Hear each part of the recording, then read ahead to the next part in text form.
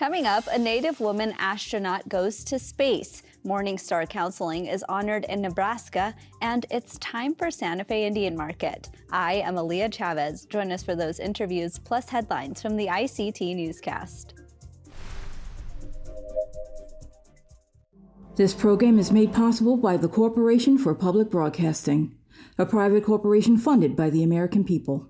Arizona State University welcomes 3,500 Indigenous students from Arizona and across the nation. It serves one of the largest populations of Indigenous students among U.S. colleges and universities. We created a sense of place for tribal nations to create futures of their own making through community outreach and research, taught by world-class Indigenous faculty where they see a reflection of themselves and their experiences.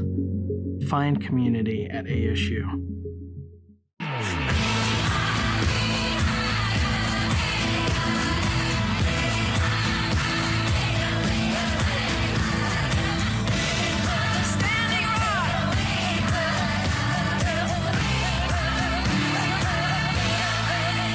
This is the ICT Newscast with Aaliyah Chavez. Amarawa Hopa, thank you for joining us. It is long awaited, but finally an Indigenous actress is getting an acknowledgement for one of the best known disruptive moments at an award ceremony. The Academy of Motion Picture Arts and Sciences apologized to Apache and Yaqui actress Sacheen Littlefeather, who was booed off stage at the Oscars nearly 50 years ago. While the apology came in June, the Academy notified the public this week. Littlefeather appeared on live television in 1973 to refuse an Oscar on behalf of Marlon Brando, who had won the Best Actor prize for The Godfather. Brando rejected the award because of misrepresentation of Native Americans by the U.S. film industry. Littlefeather, who was then 26, was heckled and shunned by the entertainment industry following her brief speech at the awards. I'm representing Marlon Brando this evening, and he has asked me to tell you in a very long speech, which I cannot share with you presently because of time, but I will be glad to share with the press afterwards, that he very regretfully cannot accept this very generous award. And the reasons for this being are the treatment of American Indians today by the film industry,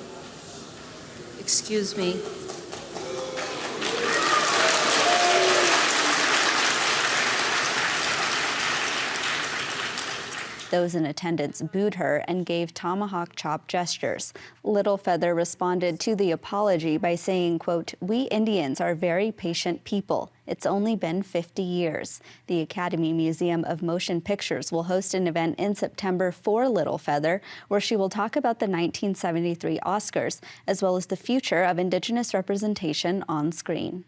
Fresh ingredients and a shout-out on a morning show is helping a Curve Lake First Nation lemonade stand raise donations. The young entrepreneurs Jasper Hunt and Buddy Hayden are in their second year of running the Lil Punk's lemonade stand. APTN's Annette Francis has the story. 11-year-old Jasper Hunt is helping to set up shop. It's the second summer that Hunt has helped his buddy Hayden run the Lil Punk's lemonade stand. The first critical step with every lemonade stand begins in the kitchen. Entrepreneurs Hayden Radford and Jasper only use the best ingredients. It begins with rolling the lemons. There's more juice in the lemon. It's a favorite hydrating spot. Today, a thirsty bunch of customers from the Curve Lake Day Camp arrived to taste. 11-year-old Carmela says she's been here before. Well, it's like homemade. It's pretty good. And it's really close. According to Hayden's mom, Victoria Higgs, after switching the recipe to fresh ingredients, Lil Punk's has become quite a hit. $250. Okay, actually, then grab me 4 then. It was so successful that Jasper thought it would be a great idea to donate some of their profits to the Sick Kids Hospital in Toronto. It would help them out a lot, and it would be they would be thankful for it. Higgs says she's proud of the boys' dedication. Their donation goal is $500, and they're halfway there. They even gained some notoriety with a shout out on Live with Kelly and Ryan from New York City. A lot of people sending in their lemonade stands. Lauren Benson from Curve Lake, Ontario. This is my nephew Hayden getting ready for his day of selling lemonade. He and his friend Jasper do such When I heard it, my sister actually brought over a clip from it, and literally my body just went into a tingle, and I had the chills from it. I didn't expect it to ever get this far and this successful like this, actually. So I'm very happy for them, very happy. Yeah, I don't know.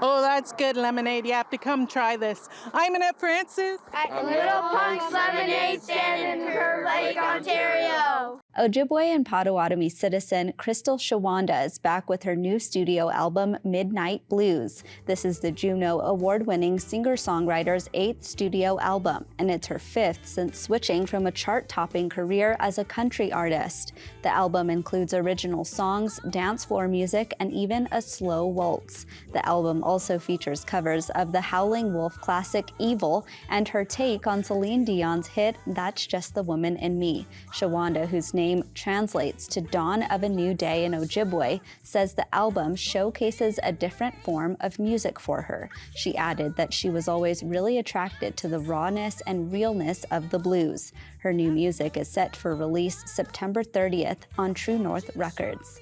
And those are the headlines for the ICT Newscast. Coming up, the Association on American Indian Affairs celebrates its accomplishments, and it's time for the Santa Fe Indian Market. But first, mental health sovereignty. Stay with us.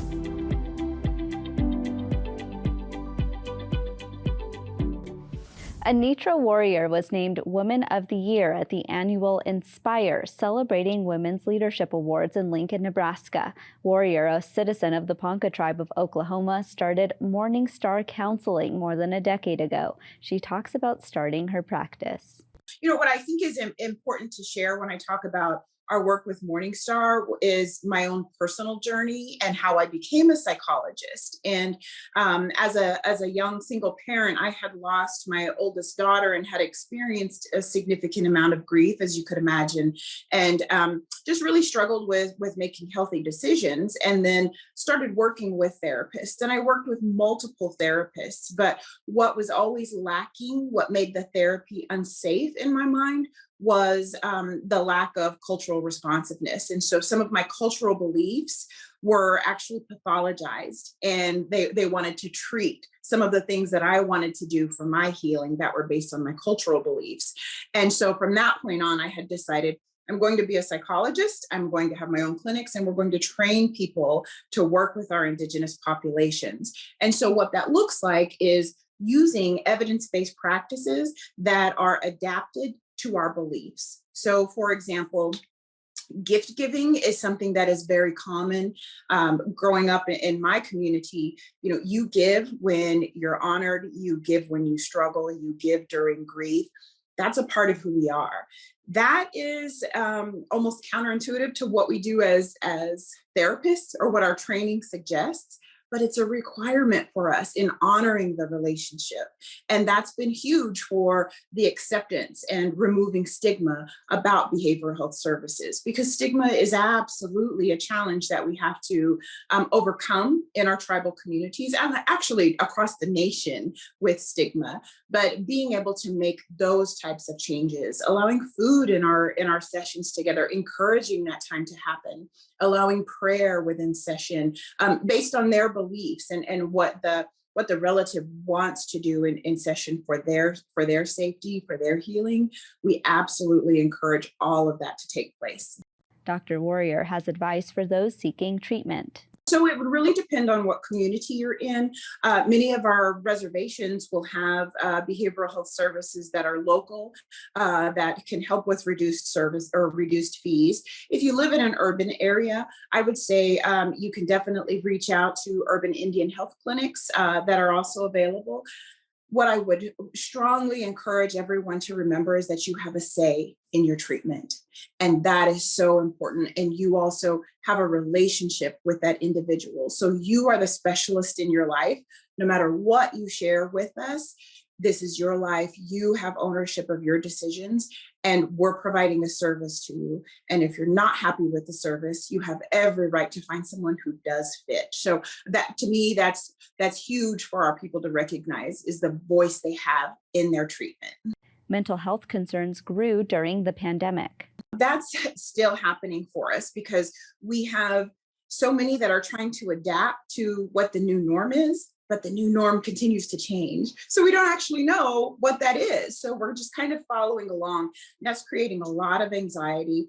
It has also been triggering, and I know that's a strong word, but it's been triggering for traumatic experiences that a lot of our adults have faced. And then for our children, we've seen a significant increase in anxiety. So when you imagine them being at school, wearing their face masks, wearing their hoods, and all we see are their eyes, this has really set the stage to increase those levels of social anxiety, to increase the level of isolation that we see. So it's taken a huge toll on our students. And then when we think about the learning and having to wear masks, our students need to see our facial expressions. They need to know when we're smiling at them. If we have issues with speech, we need to make sure that things are being clearly articulated. And so there's been a huge impact in terms of learning as well as our mental wellness. That was Anitra Warrior of Morningstar Counseling. Ojibwe citizen Cece Hovey is the new Public Affairs and Communications Director for the Association on American Indian Affairs.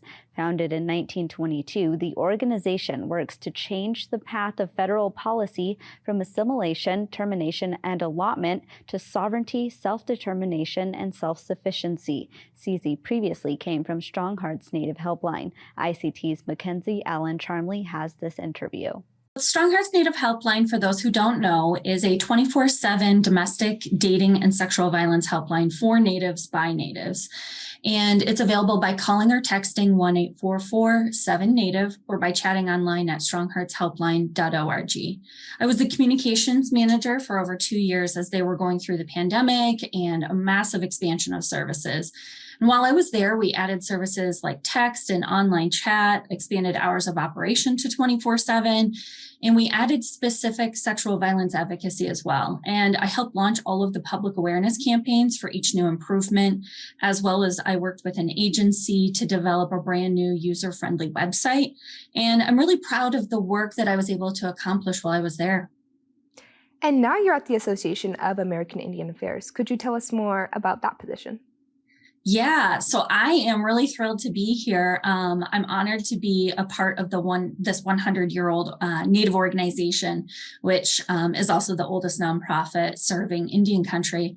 And I'm really thrilled to work with an all-Native, all-female executive team. The association is a membership organization, and we speak with a unified voice from all over the country, both Native and non-Native together, to protect sovereignty, preserve culture, educate youth, and build capacity. So in this new role, I'll be helping update and maintain all of our media and communications channels, and hopefully I'll be a guest on your show again soon. Do you offer any programs that our audiences might be familiar with? Yes. So one of the ones that you'll probably be hearing a lot about in the news coming up is we were the original drafters of ICWA, or the Indian Child Welfare Act. And so our attorneys worked in state courts to bring back Native children one by one. And through that effort, we developed the language needed for ICWA. Today, unfortunately, we are working with many Native nations and Native organizations and others to prevent ICWA from being overturned in the U.S. Supreme Court. We also work to ensure appropriate implementation of ICWA through litigation, advocacy, and training. We offer scholarships. We offer undergrad and graduate scholarships for students who wish to obtain a degree and work to serve their tribal communities and Indian country as a whole. We have summer camp grants. We provide small seed grants to tribes and Native-run organizations for their youth summer camp programs that focus on language and cultural preservation or diabetes education and youth health and wellness. And then we also have our Native Youth Justice Program, where we provide recommendations about improving efforts to find culturally appropriate alternatives to incarceration for Native youth and collaborate with tribes. We have a community of practice group of court and other practitioners that work with youth in Indian country to develop best practices and support for tribes with youth in trouble. A couple more that I want to touch on. We are a wide-ranging organization, I will say that. And I want to acknowledge that all of these are really complex issues, and I've really only touched on, just a little bit of detail on these, but our website is really great about providing additional details. So one of the other programs that you can find on our website is Protect the Sacred. We work to protect our relatives, water, land, and sacred places. And then we also do repatriation work. So we are involved with the NAGPRA, or the Native American Graves Protection and Repatriation Act. We work on international repatriation. We work with private collectors and auctions to bring those things to light. So that is a lot. And if you want any more details on those programs, like I said, please check out our website, indian-affairs.org. Or we'd, again, be happy to come back on your show and talk about those programs more in depth. And is there anything on the horizon for you and the association in general? Yeah, so we have our 8th annual repatriation conference coming up on October 11th, 12th, and 13th at the beautiful Firekeepers Casino Resort in New Buffalo. And the theme of the conference this year is reactivating our ancestral connections, because we must all act together to reactivate our relationships with one another and our relationships with the past to create a world where diverse Native cultures and values are lived, protected, and respected. That was Cece Hovey of the Association on American Indian Affairs. When we come back, a Native woman takes off into space.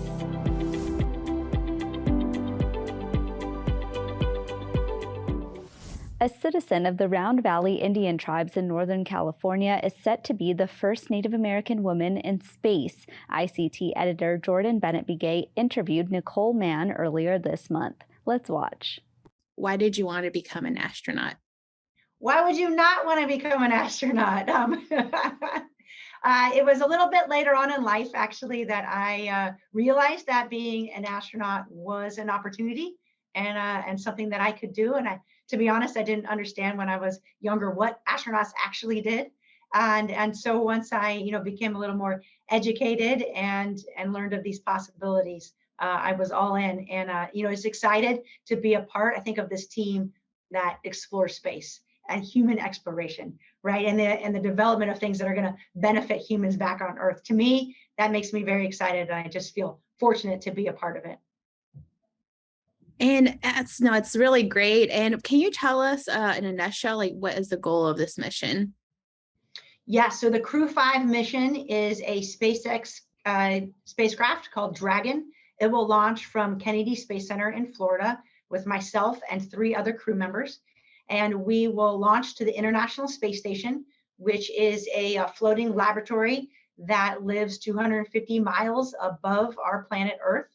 And we will live on board for 6 months to execute our mission, which will involve around 250 scientific experiments, hopefully a couple of spacewalks to make some upgrades to the space station, hopefully some cool photos and outreach events to share our mission with folks back on Earth. And Dragon will stay attached the entire time. And then when we complete our mission after 6 months, we'll go on board, come back to planet Earth, and splash down off the coast of Florida. And what are you looking forward to when you get up to the space station? Is there one thing you're really excited for? There's a lot I'm excited for. Of course, I hope to do a spacewalk because we do a lot of training for that, of course. But there's some really cool science on board. One of the ones that I'm looking most forward to is called Biofabrication Facility. And it is literally 3D printing human cells, which to me sounds so futuristic, right? And the concept is that, printing and growing these cells on Earth is difficult because of the force of gravity. And so in space, you're able to do this with a much more intact structure of the cell. The end goal is printing human organs. We're not there yet. However, we have successfully printed some heart cells as well as part of meniscus of a knee. And so this facility has flown and then printed cells and then come back to Earth. They made changes, they learned, it flew again, came back to Earth, they made changes, and they're about to fly it again. So that'll be our chance to participate. Wow, I'm so mindful right now, and I would be just. Isn't that amazing? Right. It's incredible. And then from what I understand, what you told me too is that you're the spacecraft commander. Can you tell us like what the duties are of your role? Absolutely. So as commander, I'm ultimately responsible for the mission of Crew Dragon. And I have Josh Cassada is my pilot. And then we have two of our international partners. I have Koichi Wakata is our mission specialist. He's from Japan. And I have Anna Kinkana. She's a mission specialist and she's from Russia. So together, the four of us will, fly the spacecraft to station. But it'll be my job is overall, mission commander, working with Josh as the pilot to execute the flying portion and the mission itself. I feel like you're like the quarterback of the team and doing directions. That's actually a good way to think of it. Yes. I read too that you've been an astronaut since 2013. And I can only imagine the training you went through.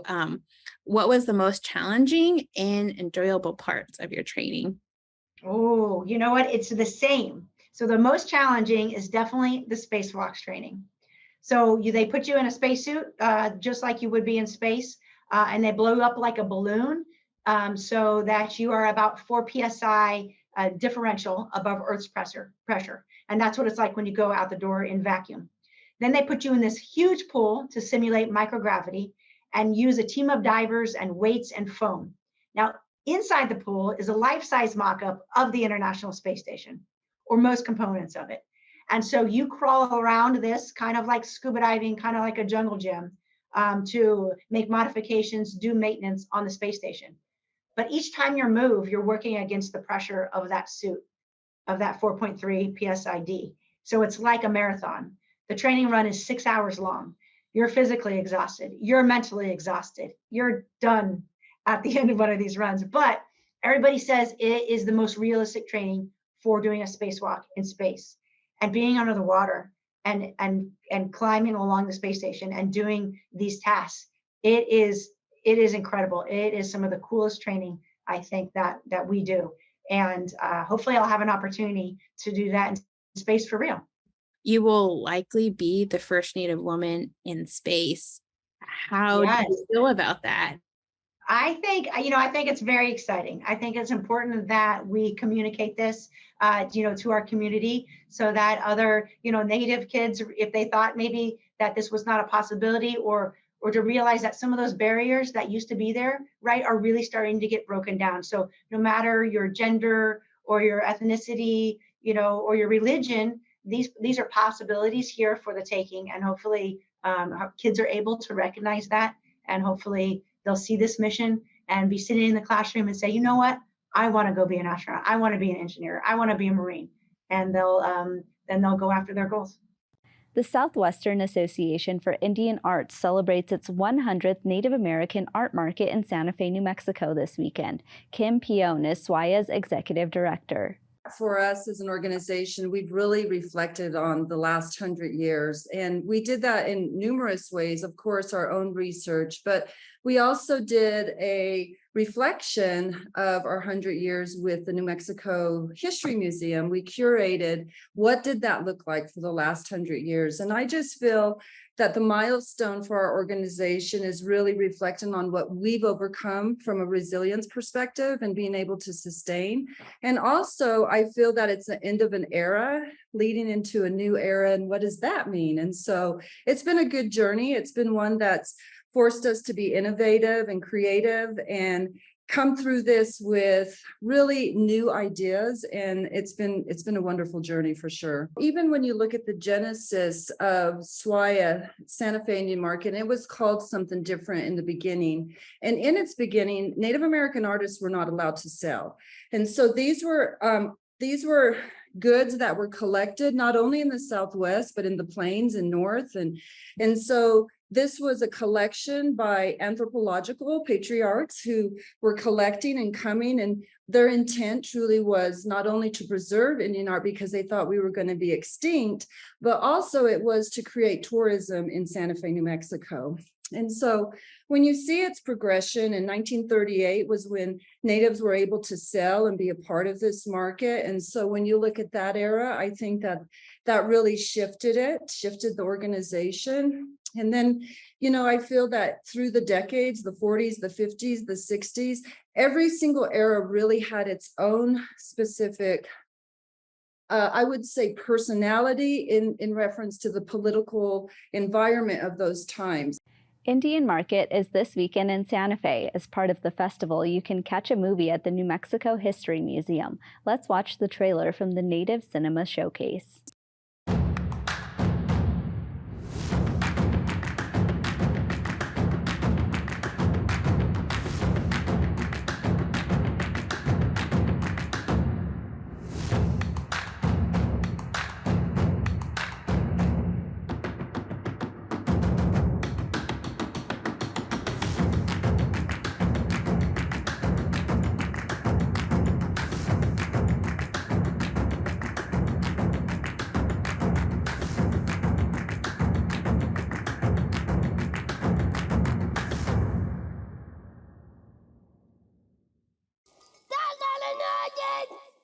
And that's a slice of our Indigenous world. For all the latest, visit ictnews.org. From all of us in the newsroom, stay safe, my relatives.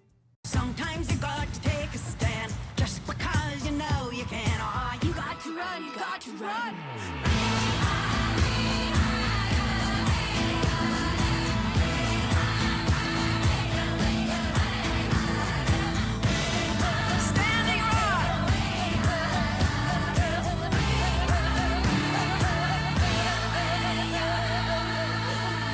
The ICT Newscast is produced by Indig Public Media.